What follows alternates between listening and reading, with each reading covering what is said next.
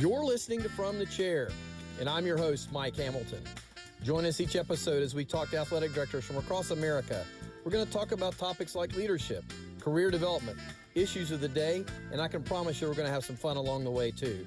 So sit back, listen in, and let's dive in. Let's go. All right, welcome in to today's episode. We're in season 3 now, From the Chair.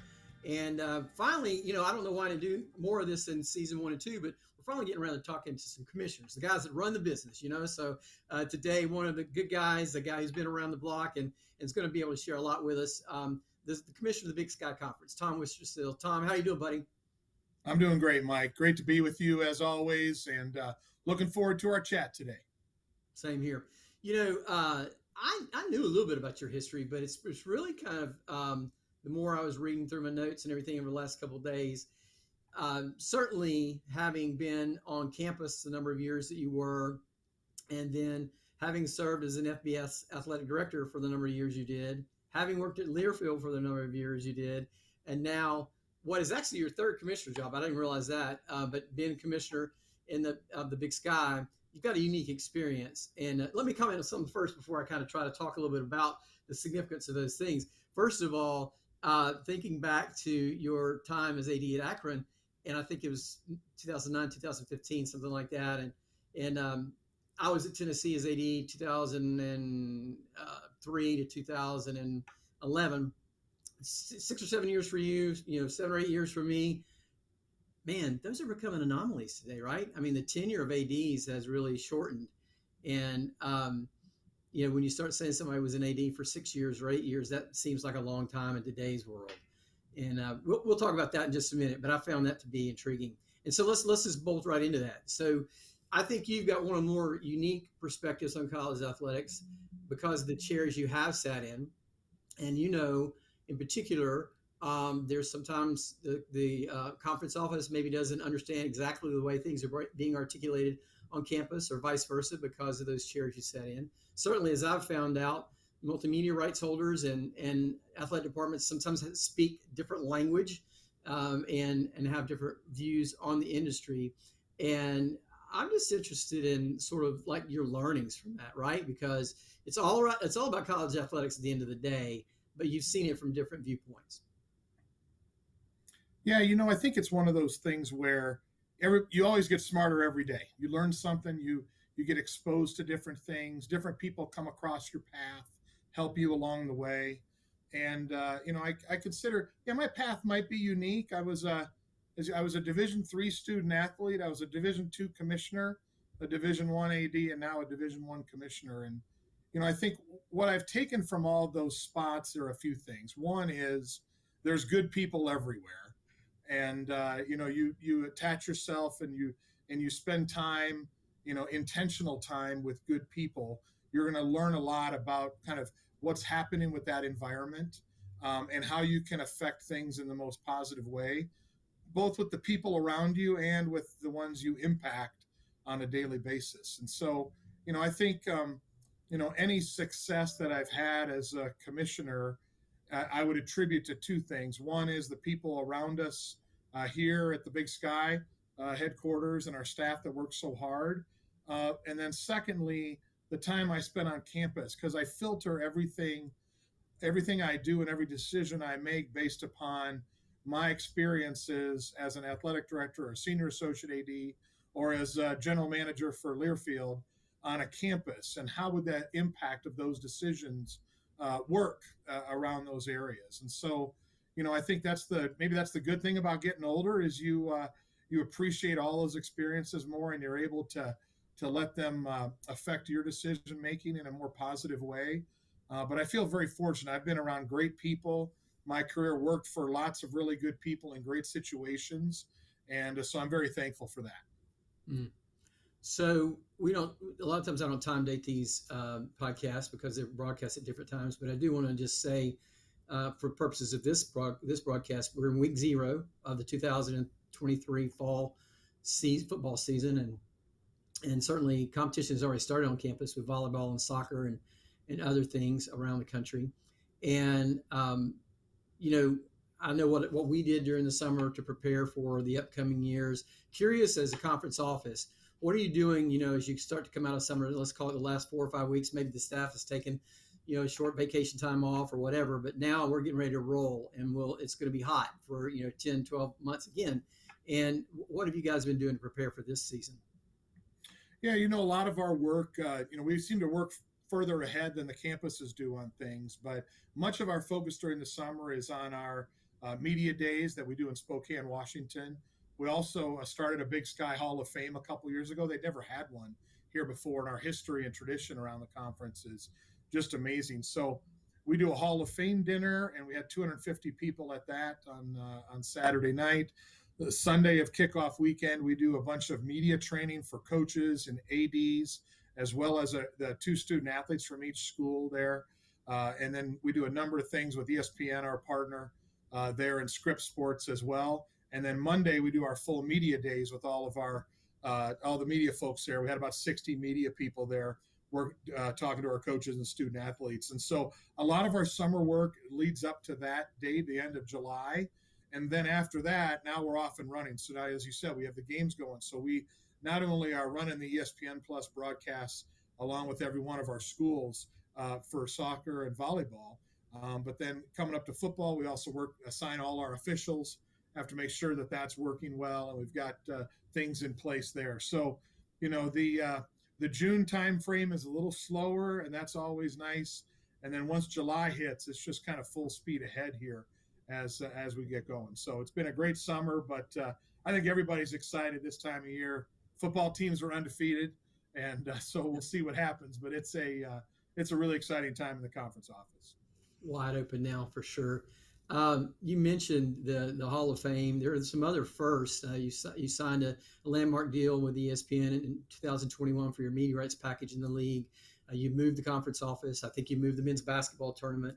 Obviously you had to work your way through the pandemic, and nobody wants to have that as a first again, or a second or a third, but obviously a lot of lessons there. And I'm going to talk to you about that in just a moment as well. But curious, the idea of your media rights package. There's been a lot of conversation about media rights, right, this year, for all the reasons we all know, related to realignment and so forth. And when you signed your deal 2 years ago, it was a landmark deal for the Big Sky Conference. You got linear coverage, you got ESPN coverage.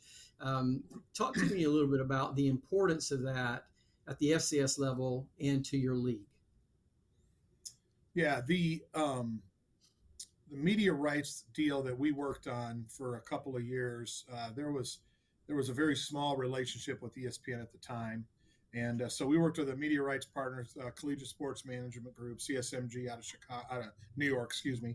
And they work with a number of mid-major conferences, and they've been great partners of ours. And we had three really good suitors that really wanted our package, and ironically, we picked the one that didn't offer the most money because our schools really saw the value of partnering with ESPN and the brand.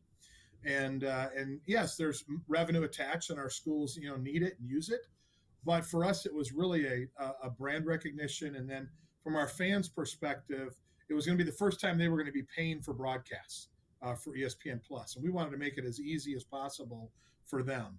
And we've helped grow their business tremendously. Out here out west, we have tremendous fan followings in our schools, and I always use the line, whenever there's a state name in the school, that means it's really important. So we have a lot of state names in our schools. And so that makes it really exciting. But for us, it was about how can we position ourselves in a place where we could reach out to all of our fans in the easiest way possible, and then also provide some linear games for FCS football, which doesn't happen very often. And so we took advantage of our geographic location, and we've had ESPN2 games, a couple of them as part of the package. We'll have back-to-back weeks of them here in October as well, where late night Saturday night football, and people flip on the TV or they're in a bar somewhere on Saturday night, they're going to look up and there's going to be Big Sky football on. And so that's really exciting for us. It's a great recruiting tool for our coaches and our schools to talk about the national TV exposure. And as the deepest and strongest conference in FCS, we take great pride in being able to showcase our coaches and student athletes from all sports. So I'm going to riff off of that for just a second. You and I exchanged some texts offline, and relative to the value proposition of FCS football versus FBS football and chasing the dollars, and the exposure, element is different, but the way you pursue championships is different. Obviously, I know from your chair you got some bias here in some ways, probably, but I'm interested in your comments on the value proposition between those two. Yeah, it's changed, Mike, and you know this. I mean, it's there. What's happening at the FBS football level is it's a little scary, quite frankly, right? I mean, um, I used to use the line when I was the AD at Akron that our challenge is we're trying to be something we're never going to be, and we're falling behind more every day. I mean, it was like we played at the level in FBS like Ohio State did, but we were their revenue was increasing dramatically, and ours was just barely increasing, and so the gap just gets bigger and bigger within the FBS every single year, and that just is going to make it more and more challenging for the bottom third of FBS to be competitive, and it's sad because I loved being part of that, and it was exciting, and FBS football is great. What I found at the FCS level is the excitement level is very similar, and people love coming to campus. They love to come into games. We've got places that sell way more seats than many of the G5 do, and we play for a national championship every year. So 24 teams go into the FCS playoffs, and they could play for a trophy versus a bowl game that in some ways people might not have heard of against an opponent they don't know anything about.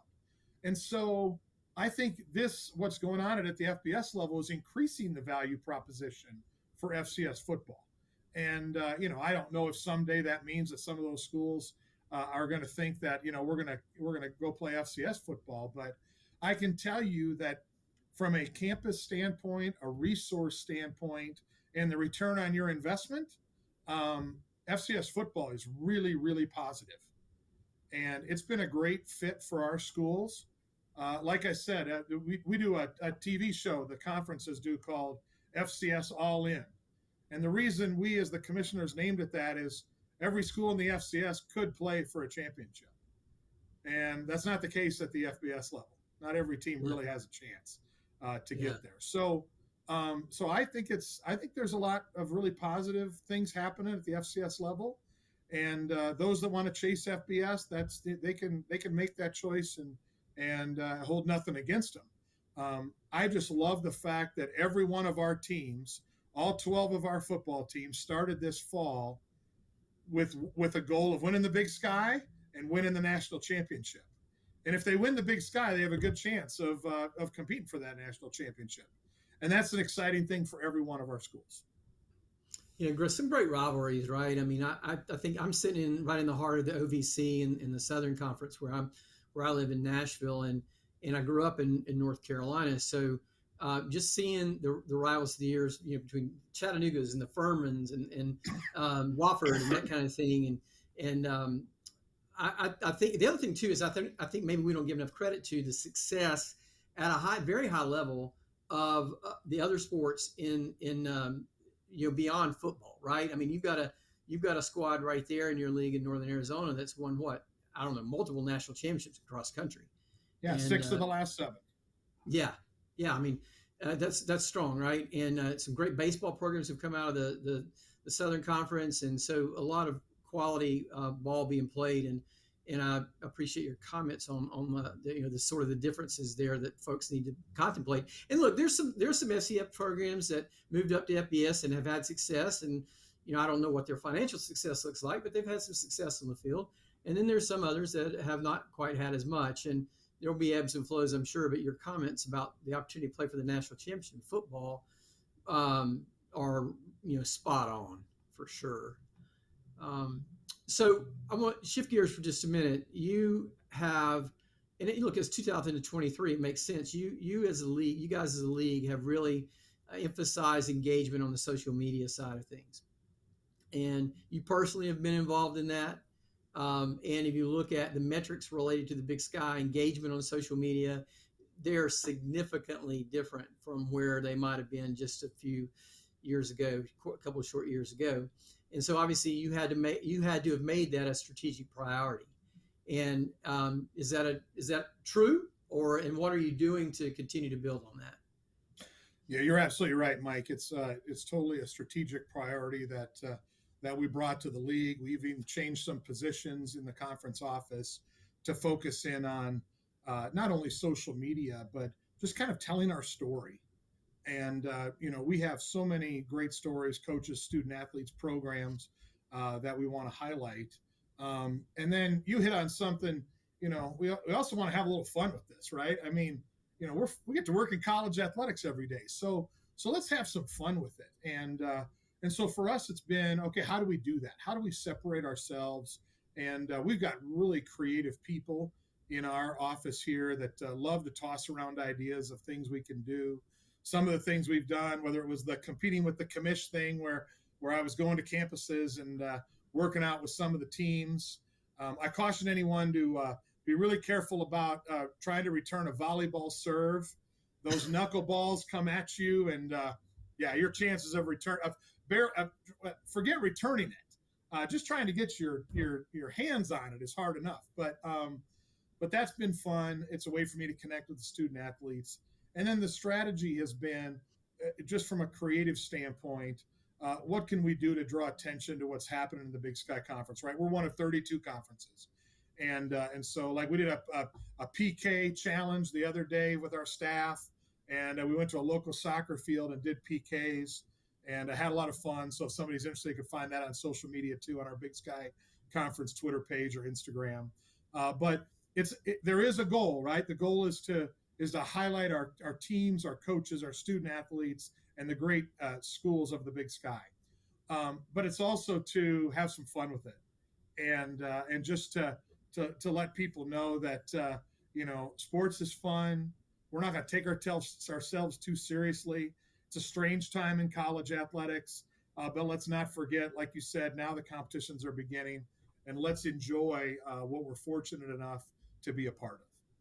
Yeah, let's end on a conversation about the game day appearance, and I think that myself out here in the Hitherlands, I found myself fighting and pulling for you to get it right for game day to come to Montana, and so for the idea to, I think it's the first FCS game day. Certainly, I know it's the first FCS game day for the Big Sky Conference, and you had representative weather for that time of the year, maybe, but again, you guys as a league, and then certainly the schools, possibly to be engaged, went all out to try to encourage this as something that's going to be unique. And what a rivalry, I mean, it's a great rivalry. Maybe talk about that if you would.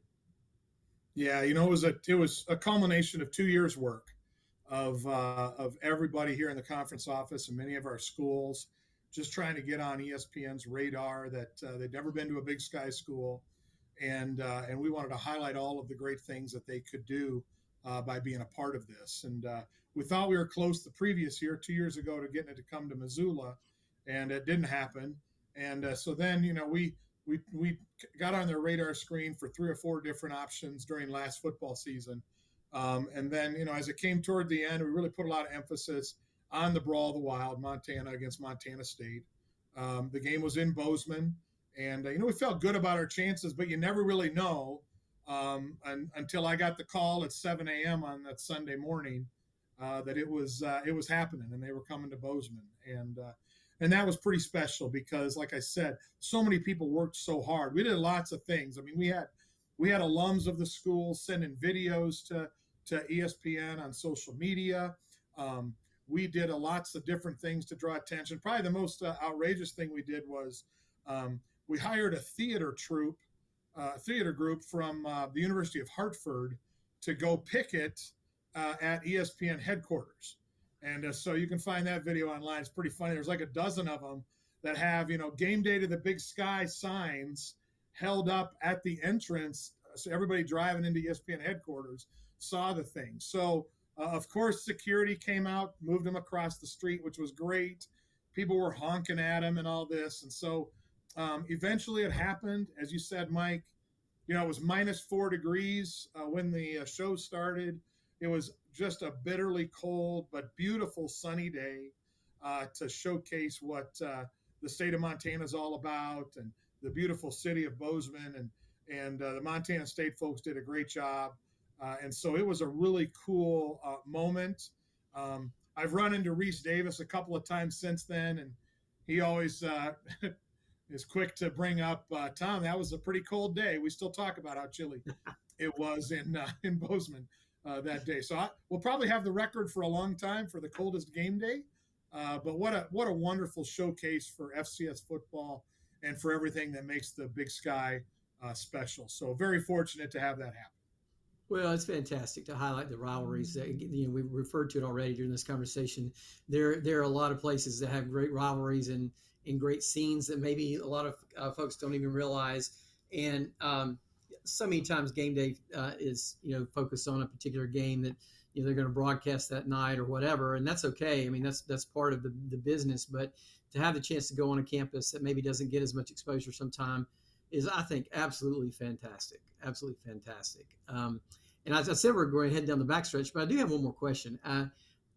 Because, sitting in your chair, I've asked a number of ADs this. So we are in the midst of let's call it the winds of change, right? We've had the realignment discussion we've already had. We've had the hot pursuit of money, name, image, and likeness, transfer portal, et cetera, et cetera, et cetera. Will student athletes eventually be employees? Some of those kinds of conversations. And so, like, at the end of the day, I believe that college athletics has always had things, and we've eventually settled out into a place that makes sense. But I don't recall, at least in my history in college athletics, which has now been a long time, maybe as much volume of this kind of change or activity at one time. And so, do you? I just ask you your sincere opinion here. Sitting in your chair and have been around the number of things you've been around for so long, do you still hold that optimism and hope and excitement about college athletics? Do you go to bed worried some night about it? Where do you psychologically find yourself relative to the state of college athletics today? That is a great question, Mike. And I find myself reflecting on that point a lot lately. And I guess the sad part is I'm kind of all over the board on it. Part of me is like, it's August 23rd as we shoot this, right? So part of me is like, the dog days of summer have really been a killer this year. We always, because we're so focused away from what college sports is about every summer. And it always seems like you get this refreshment come around September when the students are back to campus, games are starting, football, soccer, volleyball, cross country, all of those things. And everybody gets this renewed spirit into the beauty and greatness of college sports and what it's all about. And so I'm looking forward to that happening here over the next couple of weeks, as I'll be out seeing games and visiting our campuses. And so I'm really excited about that, because I think that will center us as an industry some more. But then on the flip side, I can quickly go to, that's very Pollyanna thinking right now, and where the industry is driving us, particularly at the very top of the Power Five, is towards something that no one would have ever envisioned, and that's, is there a place for all of us under this one tent in Division One? And it's scary to think what that might look like someday. And I can foresee a day where there's 35, 40 football teams that are playing in the National College Football Association, and it looks very much like the NFL. And so when we gave up the options, and we as an industry decided to continually chase the money, that we always need more money, then we've kind of sold ourselves down that path that you can't get off. And I don't know when a conference is going to choose to stay together because of the money, and take less money than go chase more money. But that would be a first. And so I'm scared about the future, because it seems to be an area that we never intended to go. And so that scares me to think we're going to get away from what makes college athletics so special, and that's the fact that these are student athletes. They do go to class. They are part of the student body. They do have majors. Whether they graduate or not, that's up to them. Um, and it's not about how can the school make more money, how can the players make more money, and how do we exist as an entity with the constant chase for more money. So it doesn't seem to be a very positive path long term that we're on, and that scares me as an industry. I was reflecting with I'm on the Division I men's basketball committee right now, and was chatting with one of the other members the other day, and he and I were talking about, does the basketball tournament look the same 5 years from now, 10 years from now, and can that exist in an area where football seems to be pulling the division apart, certainly from an FBS standpoint, splitting it apart, and we were kind of scared thinking about the long-term viability of what we consider the greatest tournament in sports, the 3 weeks of March Madness. So I know I gave you a lot there, but that's that's what's on my mind, kind of going back and forth, that struggle between those of the fresh and new exciting year we're entering here this weekend, and then yet what's out there, kind of the cloud hanging over us for the future. Yeah, a couple thoughts on that. First of all, I do think that there are those who have questioned whether or not the football, a certain number of football programs form something different, but maybe then the rest of their enterprise stays within conference associations and so forth. The complicating factor in that is, where does men's basketball fall because of the relative dollars that they provide to the whole structure at the NCAA level, and also the exposure there. So I think that's one thing. The second thing is, while a school may pop a number by realigning to another conference, one of the things I find interesting is it's still relative at some level, right? I mean, if you're in a particular Power 5 league at the top end of the deal, and you're in the pursuit of new media rights dollars, and you get those new media rights dollars, and your competition is getting the same dollars, have you really separated yourself from the exact competition that you've been historically facing? Maybe you separated yourself from schools that are in other leagues that maybe are not getting the same dollars. But anyway, we could go on, right? And we will at some point. I'm sure we'll talk about this offline somewhere down the line too. So, by the way, congratulations on the basketball committee. I know you've been there for a year now or whatever, but just a great opportunity to serve, and something that's very meaningful to the fans in the NCAA basketball tournament. Look, I've kept you longer than I said I was going to keep you. It's been a great conversation, as I knew it would be. And I really wanted to stop and say thanks for being with me today, Tom. Well, always great to be with you, Mike, and enjoyed the chat. Interesting time in our industry right now, and we need leaders like you and others to just keep talking about things. And the more we expose the topics that are important to all of us, the better off we're going to be in the future. I hope so. All right, folks, you've been listening to From the Chair. I'm your host, Mike Hamilton. Today's guest, a good one, has been Tom Wistrcill, the commissioner of the Big Sky Conference. We'll hope you'll take a good listen, maybe give folks a connection to it, and we'll see you next time.